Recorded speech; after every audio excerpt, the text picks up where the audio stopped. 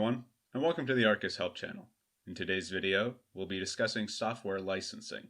Nearly every software asset you use in Arcus requires some kind of license, and while some assets have their licenses provided to you, the others operate under a bring your own license policy. The Fortify test asset is a good example of this bring your own license model.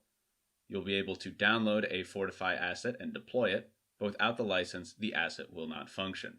And the necessary information about a software asset's license can be found by selecting the User Agreement tab on the Assets Overview page.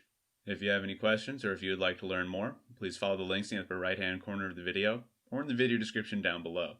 These will take you to our support page, our help site, and our YouTube channel.